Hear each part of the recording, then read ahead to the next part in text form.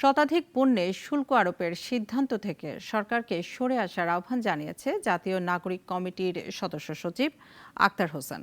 Fascist সরকারের করা চুক্তি মানতে গিয়ে জনগণের সাথে দূরত্ব না বাড়ানোর আহ্বান জানান তিনি। নিত্যপণ্যের বাজারে কিছুটা যখন স্বস্তি মিলল, তখনই আরও ১০০টি পণ্যে নতুন করে কর বাড়ানো হলো। বিস্কিট, মিষ্টি, কয়েল, টিস্যু, এমনকি বাদ যায়নি ফলের রসও। গত পরশু আইএমএফের চাপে শতাধিক পণ্যে শুল্ক কর বাড়িয়ে অধ্যাদেশ জারি করা হয়, যার প্রেক্ষিতে শনিবার দুপুরে রাজধানীর বাংলা মোটরে নিজ কার্যালয়ে সংবাদ সম্মেলনে ভ্যাট শুল্ক বৃদ্ধি ও ট্রাকসেল বন্ধের প্রতিবাদ জানিয়ে সংবাদ সম্মেলন করেন জাতীয় নাগরিক কমিটি। বলেন, মানুষের দুর্ভোগ কমাতে রমজানকে সামনে রেখে ট্রাকসেল আবার চালু করতে হবে। অর্থনীতি পুনরুদ্ধারে, রাজস্ব আয় বাড়াতে কর কাঠামোয় যে সীমাহীন দুর্নীতি হয় তা বন্ধেরও দাবি জানান তারা। আমরা সরকারের কাছে আহ্বান জানাবো, আইএমএফ যে শর্ত দিয়েছে সেই শর্তের মধ্যে আপনাদেরকে কেন বাধ্য থাকতে হবে? অন্তর্বর্তীকালীন সরকার, অভ্যুত্থানের সরকার, তাদেরকে অবশ্যই আইএমএফের সাথে যে চুক্তি আছে সেই চুক্তি পুনর্বিবেচনার উদ্যোগ নিতে হবে।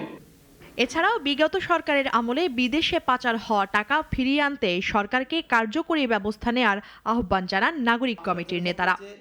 শ্বেতপত্র প্রকাশ হয়েছে, সেখানে একেবারে ডাটা ধরে ধরে যেগুলো প্রকাশিত, সেই প্রকাশিত ডাটার মধ্যে থেকেই আমরা দেখতে পাই যে $234 বিলিয়ন পাচার করা হয়েছে। এই টাকাগুলো দেশে ফিরিয়ে নিয়ে আসা হবে এবং তার ভিতর দিয়ে জনগণের যে জীবনযাত্রার মান সেগুলো উন্নত হবে এবং জনগণকে অতিরিক্ত যে ভ্যাট শুল্ক এগুলোর বোঝা বহন করতে হবে না।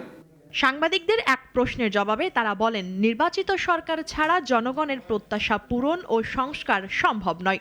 বিএনপির এমন বক্তব্যের সঙ্গে নাগরিক কমিটি একমত নয়। এ সময় জুলাই ঘোষণাপত্র জারির সময় নির্ধারণ না হওয়ায় ক্ষোভ জানান তারা। গণঅভ্যুত্থানে যে গণহত্যা সংঘটিত হয়েছে সেই গণহত্যার জাতীয় নাগরিক কমিটির নেতারা বলেন, আইএমএফের শর্ত মানতে গিয়ে সাধারণ মানুষকে বিপদে ফেলবেন না। আগামী 2 মাসের মধ্যে এখানে রমজান, নুনিয়া চৌধুরী, নাগরিক, ঢাকা। 250টিরও বেশি ডিজাইন অপশন নিয়ে ওয়ালটন স্মার্ট ফ্রিজ, বোঝে আপনার প্রয়োজন।